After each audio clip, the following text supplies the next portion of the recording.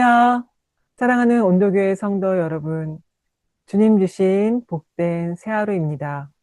오늘 아침에는 마태복음 21장 전체의 흐름을 따라가면서 우리의 삶과 신앙을 함께 살펴보길 원합니다. 오늘 먼저 묵상을 여는 구절로 21장 10절과 11절 말씀을 세 번역으로 제가 읽어보겠습니다. 예수께서 예루살렘에 들어가셨을 때에 온 도시가 들떠서 물었다. 이 사람이 누구냐? 사람들은 그가 갈릴리 나사렛에서 나신 예언자 예수라고 말하였다. 오늘 21장의 시작은요, 우리에게 익숙한 장면입니다. 예수님께서 나귀 새끼를 타고 예루살렘에 입성하셨죠. 개역개정에서는 이 부분을 온 성이 소동하며 예수님을 맞이했다라고 번역했습니다. 그런데 예루살렘에 들어오신 예수님의 발걸음이 가장 먼저 향한 곳이라고 추정되는 것은 성전이었습니다. 그 다음에 나오는 그 에피소드가 성전 정화 사건이죠. 우리가 너무 잘 알고 있는. 그 사건이 12절부터 17절까지 이렇게 기록되어 있는데요. 일부를 제가 한번 읽어보겠습니다. 먼저 12절부터 13절을 읽겠습니다. 예수께서 성전에 들어가셔서 성전뜰에서 팔고 사고하는 사람들을 다 내쫓으시고 돈을 바꾸어 주는 사람들의 상과 비둘기를 파는 사람들의 의자를 둘러 엎으시고 그들에게 말씀하셨다. 성경에 기록된 바 내 집은 기도하는 집이라고 불릴 것이다 하였다. 그런데 너희는 그것을 강도들의 소굴로 만들어 버렸다. 예수님은 성전을 가리켜 기도하는 집이라 이렇게 불리어야 하는데 강도의 구려를 만들었다고 하셨습니다. 이게 무슨 말일까요? 당시 종교 지도자들이 장사꾼들에게 내어진 그 성전들은 본래 이방인들, 여인들, 어린아이들, 그리고 소외되고 약하고 몸이 불편한 장애인들, 장애우들, 그런 어떻게 보면 주류가 아닌 연약한 사람들이 기도할 수 있는 유일한 공간이었습니다. 그런데 그런 자리를 그들의 편의와 이기심으로 말미암아 조금 더 편리하게 예배를 드리게 한다는 유대인이나 어, 본인들에게 정말 어떻게 보면 예배를 드리기 위해서 자신들의 예배를 편리하게 하기 위해서 그 자리를 그들에게 내어주지 못하게 된 겁니다. 그래서 성전이 오히려 생명을 주고 구원을 하는 장소가 아니라 생명을 죽이는 주범이 돼버린 거죠. 그런데 이때 예수님의 행동을 한번 살펴보기 원합니다. 한전상들의 상을 둘러 엎으신 바로 그 자리에서 예수님께서 무엇을 하셨는지 아십니까? 바로 14절의 말씀을 제가 읽어보겠습니다. 성전들에서 눈먼 사람들과 다리를 저는 사람들이 예수께 다가왔다. 예수께서는 그들을 고쳐주셨다. 저도 어릴 때 사실 얼마 전까지도 성전상을 엎으시는 예수님께 더 마음을 맞췄었는데 정작 이 본문에서 우리가 주목해서 봐야 될 것은 그 엎으신 자리에서 예수님이 무엇을 하셨느냐 하는 문제입니다.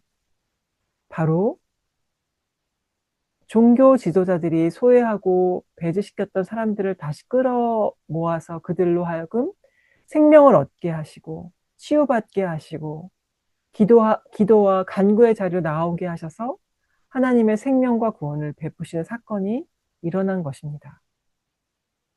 예수님께서는 거칠게 폭력적으로 그것을 뒤엎은 게 아니라 바로 세워져야 될 생명을 회복시키셨던 사건인 것입니다.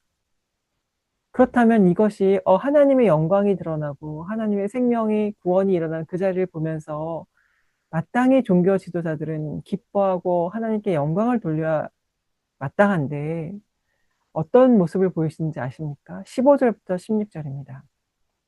그러나 대제사장들과 율법학자들은 예수께서 하신 여러 가지 놀라운 일과 또 성전들에서 다윗의 자손에게 호산나 하고 외치는 아이들을 보고 화가 나서 예수께 말하였다. 그들은 지금 화를 내고 있습니다. 당신은 아이들이 뭐라 하는지 듣고 있소?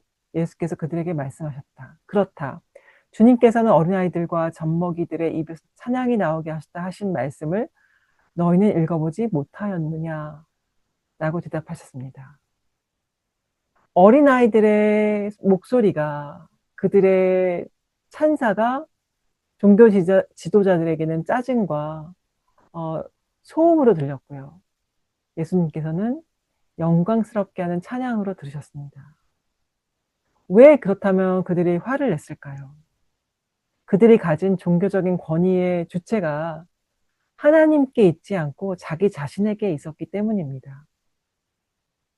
예수님은 더 나아가서 천국이 바로 이런 어린아이들과 약한 자들의 것임을 몸소 보여주셨고 또 말씀으로 선포하셨죠. 그리고 17절을 보면 이번에 읽으면서 이것이 참 두렵고 좀 쓸쓸하고 슬프게 다가왔던 부분인데요. 제가 한번 읽어보겠습니다. 예수께서 그들을 남겨두고 성 밖으로 나가 베다니로 가셔서 거기에서 밤을 지새셨다. 생명이 사라진 그곳에 예수님은 더 이상 머물지 않으셨고 그들을 떠나가신 것입니다. 예수님께서는 웬만하면 어린아이들까지 영접하고 환대하시는데 그들을 남겨두고 떠나가신 것입니다. 그리고 이어지는 18절부터 22절까지의 말씀은 우리가 잘 아는 무화과 나무의 비유입니다. 아침에 성으로 다시 들어오시며 무화과 나무를 보시고 시장하셨던 예수님께서 열매를 구하셨지만 아무것도 없었습니다. 잎만 무성하고 열매 없는 무화과 나무를 꾸짖으시자 나무가 곧 말라버렸습니다. 이 사건은 단순히 예수님께서 배가 고프셔서 나무를 향해 화를 내신 그런 사건이 아닙니다. 이번에 묵상하면서 더 깊이 보게 되었는데요.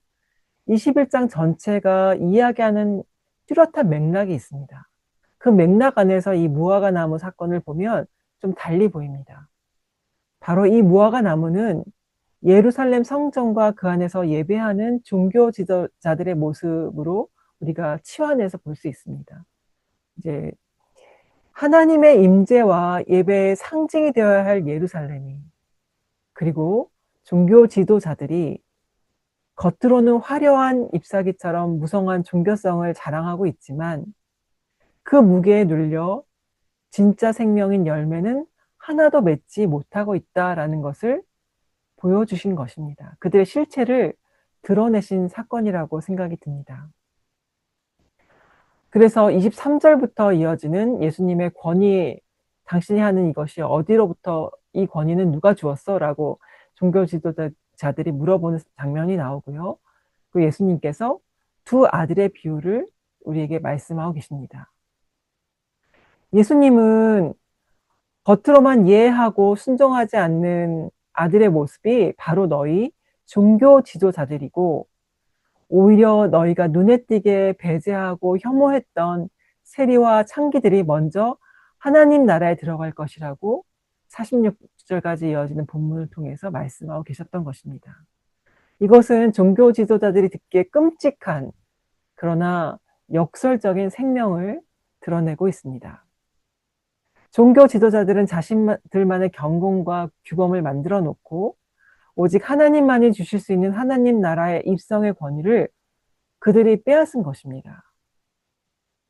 자기들의 기준에 맞지 않으면 배제하고 쫓아낸 것이지요. 이 말씀은 33절 이하의 포도원 농부의 비유로 확장됩니다. 포도원 주인이 농부들에게 세를 주고 먼 곳으로 갔는데, 저희가 잘 아는 예화죠. 그 종들을 보냈는데 다 때리거나 죽이거나 나중에 아이들이 왔어도 이 사람이 상속자니까 죽이고 우리가 이것을 차지하자라는 그 장면이 나옵니다. 바로 이것은 이 예루살렘 성에 갇혀서 그들의 기득권을 이렇게 지키려고 애쓰는 종교 지도자들의 모습이 바로 그러한 농부들의 모습임을 예수님께서 말씀해주고 계시는 거라고 생각이 듭니다. 이 시간 오늘 21장 전체를 관통하면서 우리에게 말씀하시는 하나님의 마음을 만나면서 우리의 신앙이 지금 어느 자리에 있는지, 우리의 삶이 어느 하나님의 마음에 가다 있는지 살펴보는 시간이 되면 좋겠습니다. 함께 기도하겠습니다. 사랑하는 하나님, 감사합니다. 이 시간 예수님의 말씀과 삶을 통해서, 특별히 예루살렘 입성 후에 보여주신 모습을 통해서 우리가 잃어버리고 애써 무시하고 보지 못한 모습들이 무엇인지, 하나님께서 우리에게 원하시는 진짜 생명과 믿음의 삶이 무엇인지 깨닫는 아침이 되기를 원합니다.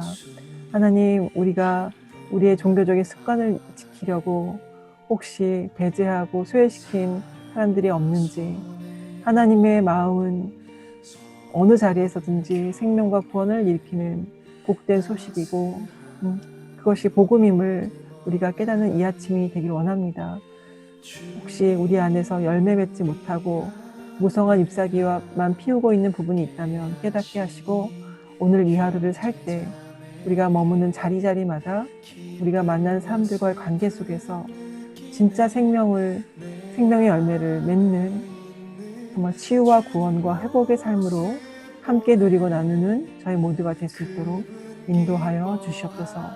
주님, 우리의 눈을 벗기셔서 우리의 마음을 깨끗게 하셔서 주님이 보시는 것을 보고 주님이 느끼시는 것을 느끼며 그 마음과 주님의 그 뜻을 품고 주님의 뜻을 행하는 저희 모두가 될 수 있도록 인도하여 주시옵소서. 지금도 함께 하시고 우리를 도우시고 사랑으로 함께 하시는 살아계신 예수 그리스도의 이름으로 기도드립니다. 아멘. 오늘도 주님의 임재와 동행으로 복된 하루 되시기를 축원합니다. 샬롬.